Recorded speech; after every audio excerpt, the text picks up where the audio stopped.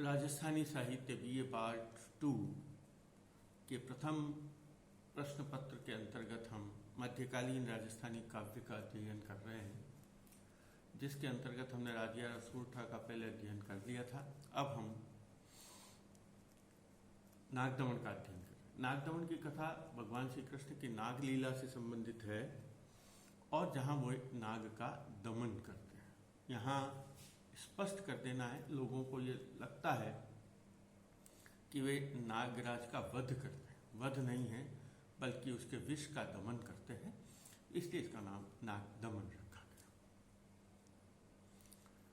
भगवान श्री कृष्ण के प्रातः जागने का, माता द्वारा उनको जगाने का, उसके पश्चात गौचारण के लिए वन में जाने का, यमुना नदी के किनारे पर अपने बाल सखाओं के साथ खेलने का और खेलते समय गेंद का नदी में गिर जाना और नदी में गेंद गिर जाने के कारण गेंद लेने के बहाने से वो यमुना नदी में जाते हैं और यमुना नदी में गिरने के बाद कूदने के बाद वे नागराज का दमन करने के लिए नाग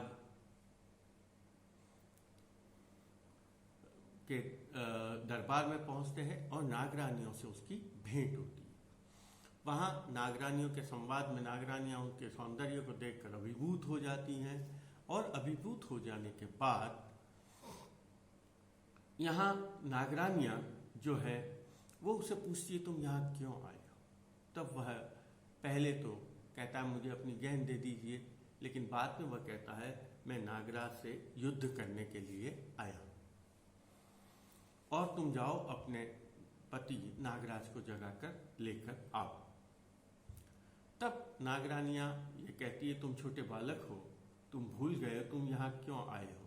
तुम्हें पता नहीं है यह नागराज कितना खतरनाक है, यह जिससे यमराज भी डरते हैं, ऐसा भयंकर है, शक्तिशाली है, इसलिए तुम यहाँ से चले जाओ। तब वो जाने का कहते हैं मैं नहीं जाऊंगा। तब नागरानियां कहती है, अच्छा तुम युद्ध करना चाहते हो, तुम तो युद्ध के लिए तैयार होके नहीं आए, तुम्हारे पास सेना नहीं, शस्त्र अस्त्र नहीं, कुछ भी तुम्हारे पास नहीं है, तुम किस प्रकार से उससे युद्ध करोगे? तब वो कहता है मैं तो अपने बाहों भुजबल के बल पर आधार पर उससे युद्ध करूंगा। तब नागरानियां कहती हैं तुम जानते नहीं वह कितना शक्तिशाली है, इस संसार में कोई भी ऐसा व्यक्ति नहीं है जो नागराज की शक्ति से डरता नहीं है, और जो सबसे शक्तिशाली अभी का शासक है कंस, वो भी इससे डरता है। और उसी के क्रम में वे नागराज की शक्ति का वर्णन करती हुई कहती है। यही आज का हमारा प्रसंग है। जाले वृक्ष नीला बहे विख झाला, वदन्य सहस्य वधे व्योम व्याला, बड़ा श्रृंग सीतंग हेमंग वाला, जिरी फूंक आगे भरे टूक फाड़ा। यहाँ कहा कि उसका विष का जो प्रभाव है, वह विष का प्रभाव इतना भयंकर है, इतना प्रभावी है कि क्या हो जाता है, जब वह अपनी फूंक मारता है या जब वह अपना विष फैलाता है तो जाले वृक्ष नीला, जो हरे वृक्ष हैं वो हरे वृक्ष भी उसके विष के प्रभाव से जल जाते हैं। जाले वृक्ष नीला, और कैसे जलते हैं? वह विख झाला, विख यानी विष की झाल। विष की झाला का मतलब है जो उसके जहर की ज्वाला, जब भयंकर कालकूट विष है और उस कालकूट विष की जब ज्वाला निकलती है तो हरे हरे वृक्ष खड़े खड़े एकदम जलकर समाप्त हो जाते हैं। और आगे उसने क्या कहा?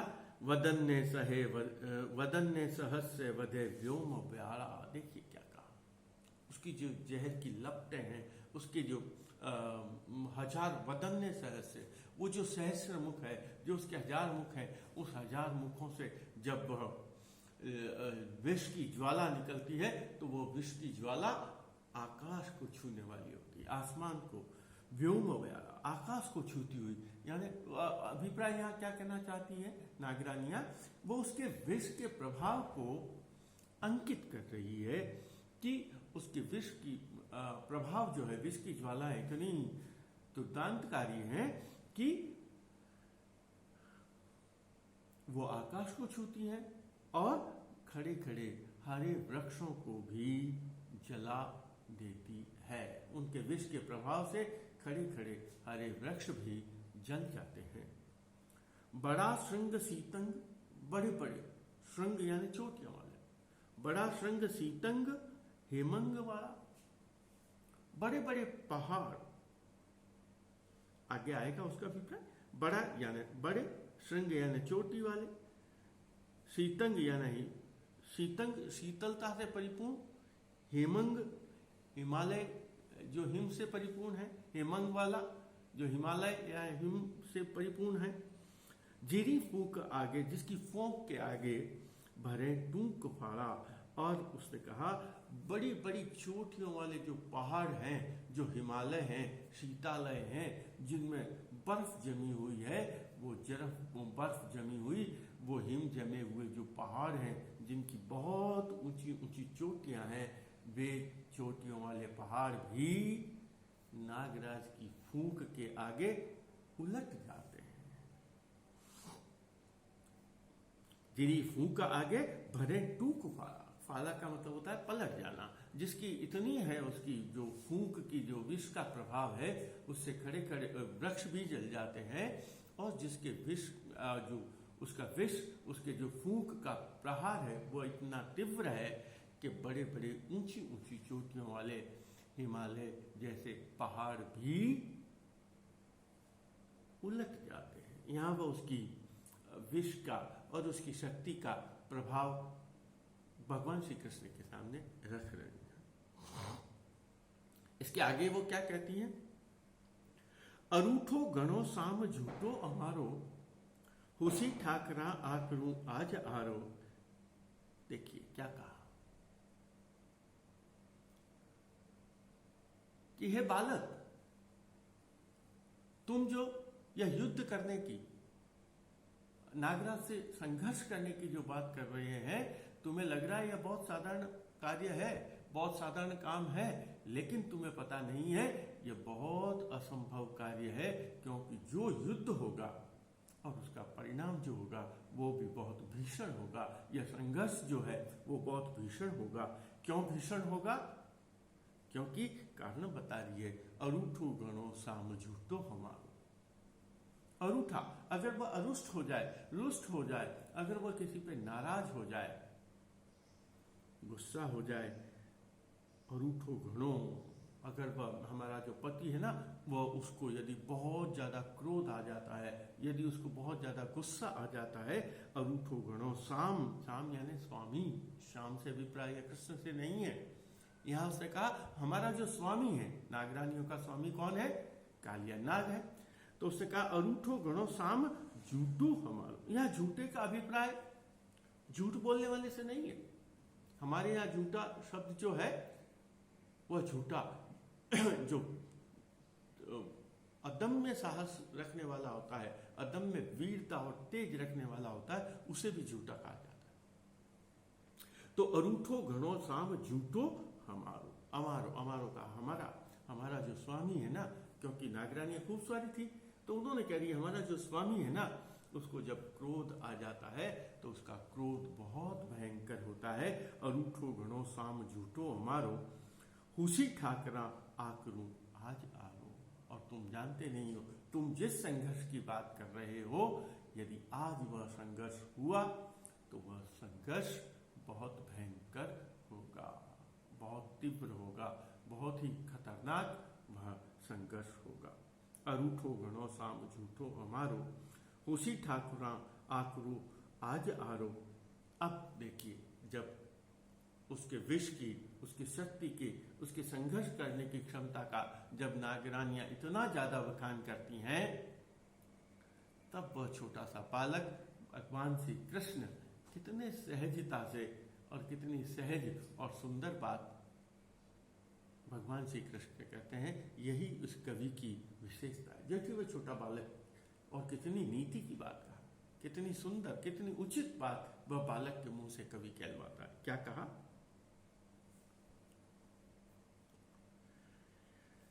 निजम नारी बखानिया कद्र नाहा, वदे जस वैरी जिके हथ पाहम। हमारे यहां कहा शत्रु तो वही है जिसके शत्रु की वीरता की प्रशंसा तभी है जब उसकी प्रशंसा उसके शत्रु भी करें। एक व्यक्ति के वीरता की प्रशंसा तो तभी है जब उसके तेज की, जब उसके शौर्य की, जब उसके वीरता की, जब उसके संघर्ष करने की क्षमता की प्रशंसा दूसरे शत्रु करें। यदि अपने ही लोग उसकी प्रशंसा करने लग जाएंगे तो वह प्रशंसा में अंधा हो जाएगा। तो भगवान श्री कृष्ण भी उसे यही कह रही हैं, तुम नागराज की पत्नियां हो और तुम नागराज की पत्नियां होने के कारण तुम अपने पति की प्रशंसा कर रही हो। इसमें तुम्हारे पति की प्रशंसा नहीं, बल्कि पति की तुम्हारी प्रशंसा तो तब होती है जब, और उसने कहा इसलिए तुम्हारे इस प्रशंसा का, तुम्हारी इस तारीफ का कोई भी अभिप्राय नहीं है। निजम नारी बखानिया कद्र नाय, यदि किसी व्यक्ति की प्रशंसा उसके घर के लोग, यहां तो उसने कहा तुम उसकी पत्नियां हो, निजम नारी बखानिया कद्र ना हो, तुम तो नागराज की पत्नियां हो और पत्नियां होने के कारण अपने पति की प्रशंसा कर रही हो। ऐसी अवस्था में उस प्रशंसा का कोई अभिप्राय नहीं रह जाता है, उस प्रशंसा का कोई कद्र नहीं रह जाता है। निजम नारी बखानिया कद्र ना हम, वदे जस वैरी, वदे जस वैरी, जस वैरी, वैरी है ना दुश्मन। यदि दुश्मन आपके वीरता की प्रशंसा करता है तब आपकी विशेषता है। आपकी विशेषता इसी में है कि आपके शत्रु आपकी प्रशंसा करें। यदि कोई शत्रु आपकी प्रशंसा नहीं करता तो आपकी उस वीरता का कोई मूल्य नहीं है। केवल यदि कोई खुद की स्त्री है और वह उस स्त्री का यदि कोई प्रशंसा कर रहा है तो उसका कोई भी अभिप्राय नहीं। निजम नारी बखानिया कद्र ना हम, वदे जस वैरी जी के हथ वहां। इसलिए तुम जो अपने पति की प्रशंसा कर रही हो, इसके वीरता की गुणगान कर रहे हो, इसके जहर की जो दुर्दांतता का जो तुम प्रदर्शन कर रही हो, बखान कर रही हो, वह उचित नहीं है। क्योंकि यदि कोई व्यक्ति अपने ही व्यक्ति की, अपने पति की, अपने पुत्र की, अपने पत्नी की, अपने मित्र की यदि प्रशंसा करता है तो उसमें उस प्रशंसा का औचित्य नहीं रह जाता। क्योंकि औचित्य तो तभी है जब दूसरे लोग उसी की प्रशंसा करें। तो यहां भी उसने कहा जब नागराज के शौर्य की प्रशंसा तो तब है जब उसके शत्रु उसकी प्रशंसा करें। और भगवान श्री कृष्ण अपना जो है वो संकल्प दोहराते हैं। क्या कहते हैं देखिए, पनंगा नरा दानवा देवी पासा, तूने देखा हूं आज वेगा तमाशा। जितने भी हमारे जितने योनियां मानी गई है उन सभी को भगवान श्री कृष्ण संबोधित करते हुए कहते हैं। क्या संबोधित करते हुए हैं, क्या कह रहे हैं? पनंगा नरा दानवा देवी पासा, तूने देखा हूं आज वेगा तमाशा। तमाशा दिखाऊंगा मैं तुम्हें। पनंगा नाग लोक, हमारे कहते हैं पाताल लोक में नाग रहते हैं, तो उसके नाग लोक। पनंगा नरा भूलोक में रहते हैं मनुष्य। जो दानव है, दानव भी अपने आप में पूरी संस्कृति थी। पनंगा नरा दानवा देवी पाशा, देव ईश्वर जो देवतुल्य है, यानी जो देव हैं, जो दानव हैं, जो नर हैं, जो मनुष्य हैं, जो नाग लोक हैं, उनके सामने पासा, उनके पार्श्व में, उनके सामने, उनके प्रस्तुत, उनकी आंखों के सामने पनंगा नरा दानवा देवी पाशा, तूने देखा हूं आज वेगा तमाशा। वो सभी नागलोक के प्राणियों को, नरलोक के प्राणियों को, देवलोक के प्राणियों को, लोगों को, दानवों को, सभी को संबोधित करते हुए भगवान श्री कृष्ण कहते हैं, मैं आज आप सभी के सामने एक तमाशा दिखाऊंगा। तूने देखा हूं, आप सभी को मैं आज एक तमाशा दिखाने वाला हूं। तूने देखा हूं आज वेगा तमाशा। बहुत अच्छे से मैं आपको तमाशा दिखाना चाहता हूं। और क्या तमाशा दिखाता है? क्या कहते हैं? फणीनाथ ने झालमू एण पाणो। मैं फणीनाथ हूं। फणीनाथ कहते हैं नागराज को, फणी कहते हैं सांप को। फणीनाथ ने झालमू एण पाणो। फणीनाथ जो नाग स्वामी था, नागराज था, नागों का राजा था, नागों का स्वामी था। फणीनाथ ने झालमू पकड़ लूंगा, झालना, पकड़ना। फणीनाथ ने झालमू एण पाणो, एण यानी इन, पाण यानी हाथी, हाथों से। मैं अपने इन हाथों से, अपने हाथों को बता के कह रहा है, सबको संबोधित करते हुए, नाग लोक के लोगों, दानव लोक के, देव लोक के, नर लोक के प्राणियों, निवासियों, आप सुन लो कि मैं आपको आज एक तमाशा दिखाना जा रहा हूं। और वो तमाशा क्या है? मैं अपने इन हाथों से नागराज को अपने हाथों में झेल लूंगा। अपने इन हाथों में मैं नागराज को पकड़ूंगा।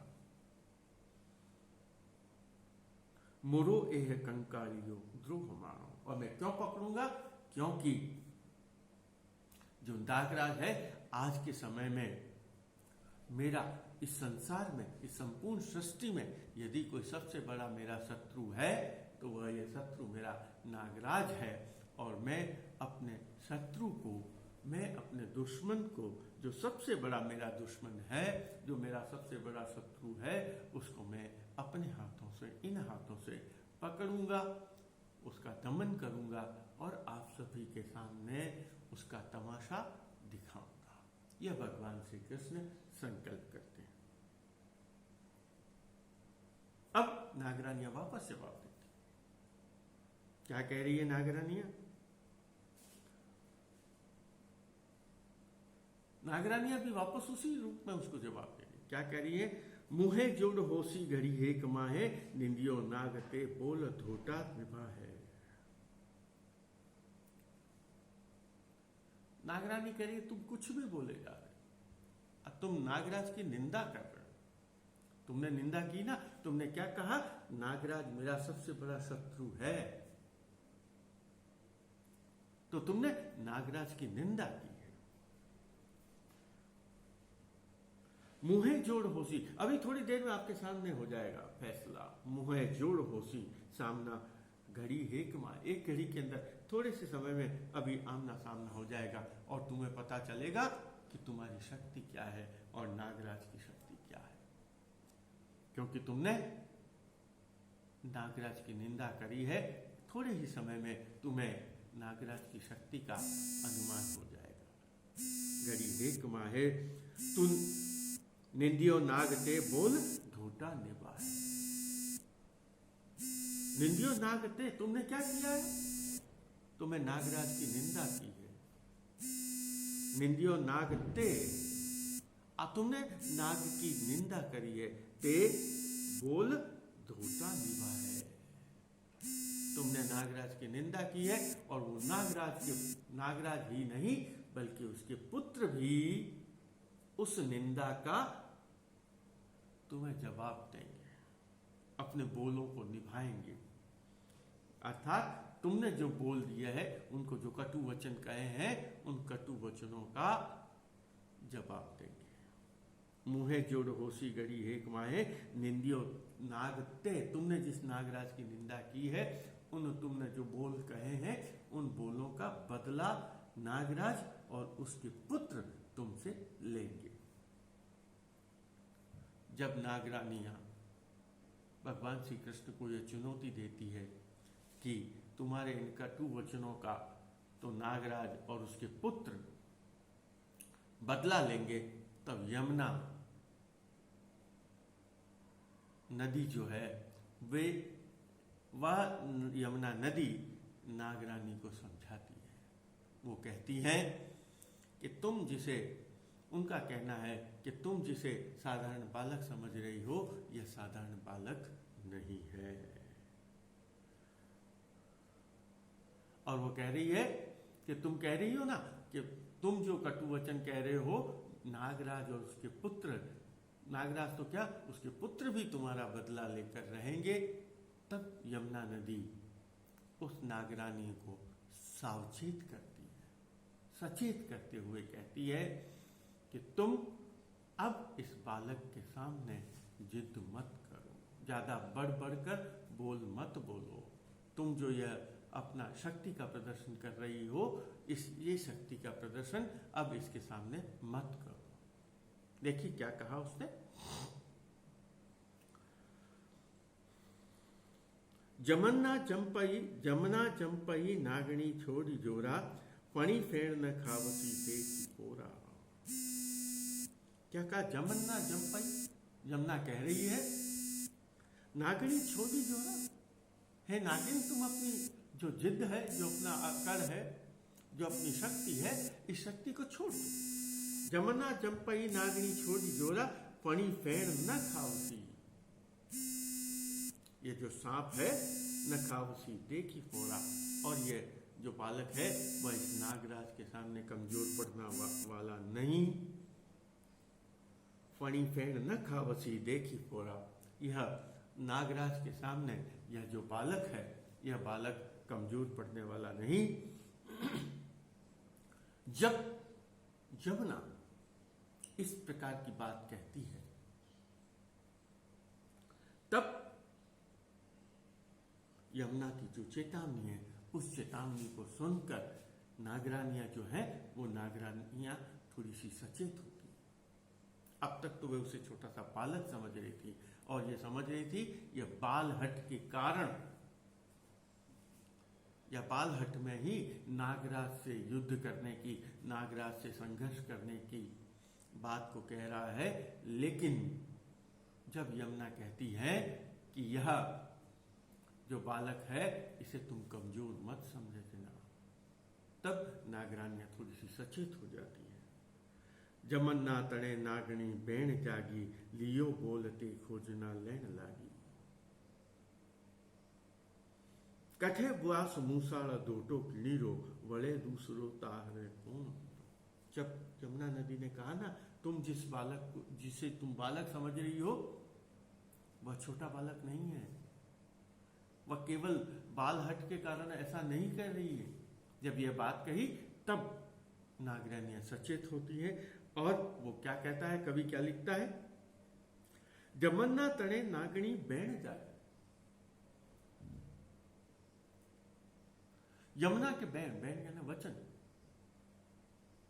यमुना की बात, जमन्ना तणे तणे यानी के जमन्ना तणे नागणी बैण जागी, नागिन के एकदम चेतना जागी, तो वो सचेत हुई कि जमुना क्या कह रही। लियो बोलते खोजना लेने लागी, और जब उसने कहा, क्या कहा, तुम जिस की शक्ति की बात कर रहे हो, तुम जिस बालक को बात कर रहे हो, यह साधारण बालक नहीं, यह नागराज से हारने वाला नहीं है, इसे तुम कमजोर मत समझो।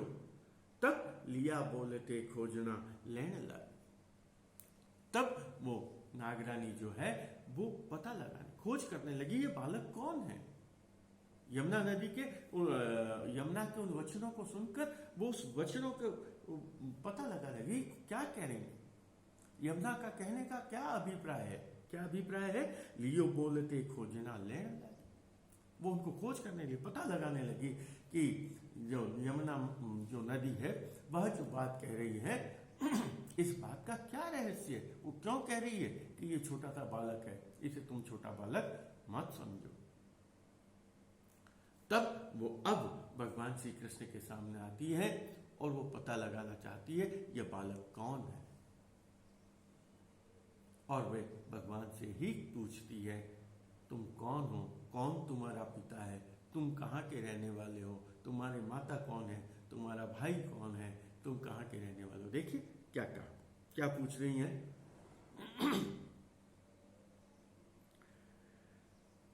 भगवान श्री कृष्ण से नागरानियों का प्रश्न है। देखिए क्या पूछे, कठे वास मूसाल तोटो किणीरो।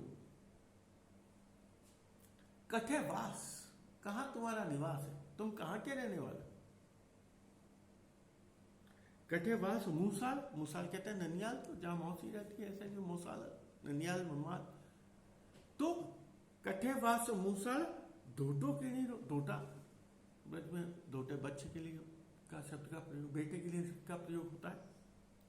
कठे वास मूसाल डोटो किणीरो, वले दूसरो ताहरे कूण वीरो।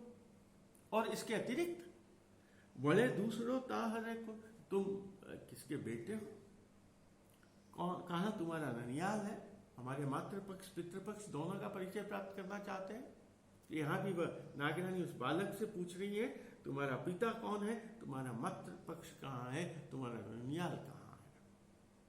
कठे वास मूसाल डोटो किणीरो, वले दूसरो ताहरे कूण वीरो। और इसके अतिरिक्त तुम्हारे और कौन भाई है या तुम्हारा बंधु सखा कौन है। देखिए यहां बहुत महत्वपूर्ण अंश है, यह जो छंद है भुजग प्रणय छंद जो है, यह बहुत महत्वपूर्ण है।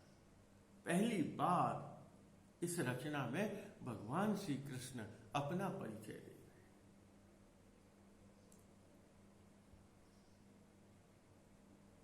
और यहां वह परिचय अपने माता पिता का नाम तो देते ही हैं, लेकिन उससे जो प्रथम, इस छंद का जो प्रथम चरण है, वह यह सिद्ध कर रहा है, कवि यह बतलाना चाहता है, यह छोटा सा बालक जो है ना, ईश्वर का अवतार है। और वह ईश्वर कौन है, जो भक्तों के हृदय में निवास करता है। भक्तों में के हृदय में निवास करने वाला जो है मैं हूं, मैं भक्तों के हृदय में निवास करता हूं। देखिए क्या कहा,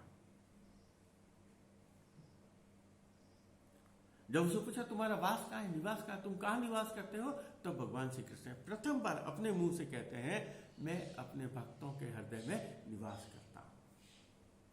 हमारा भगत्ता तना एह ओरा, हमारा भगत्ता भक्तों के तना के एह ओरा, यह जो हृदय है, ओरा अंतः स्थल है, ओरा हृदय की अंत जो है, मैं भगवान भक्तों के ओरा उर, ओरा यानी उर यानी हृदय, मैं भक्तों के हृदय में निवास करता हूं। हमारा भगत्ता तना एह ओरा।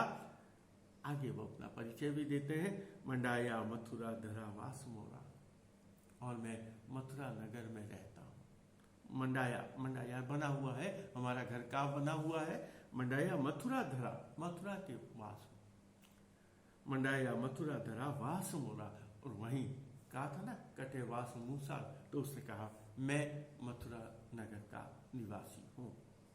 मंडाया मथुरा धरा वास मोरा। और अपने पिता का परिचय देते हैं भगवान श्री कृष्ण। क्या कहते हैं, मोरे नंद बाबो, पूरा अपना परिचय दे देते हैं। सबसे पहले सबसे महत्वपूर्ण परिचय क्या दिया है, मैं भक्तों के हृदय में निवास करता हूं, भक्तों के हृदय में हूं मैं, और मेरा जो निवास है वह मथुरा नगर है। और मेरे पिता मोरे नंद बाबू जसोमती माई, मेरे बाबा जो है, मेरे पिता जो है वो नंद बाबा हैं, नंदराय हैं मेरे पिता। मोरे नंद बाबू जसोमती माई, और मेरी माता जो है वो यशोमती माई है, यशोमती माई। मोरे नंद बाबू जसोमती माई, भलो हेक बलभद्र चे नाम भाई। और मेरा एक भाई भी है जिसका नाम बलभद्र है। अर्थात भगवान श्री कृष्ण अपना परिचय देते हुए कहते हैं, मैं भक्तों के हृदय में निवास करता हूँ, और मेरा जो घर है वह घर मथुरा नगर में है, और मेरे पिता नंद बाबा है, माता मेरी यशोदा है, और मेरे एक बलभद्र नाम के भाई भी हैं। आज इतना ही।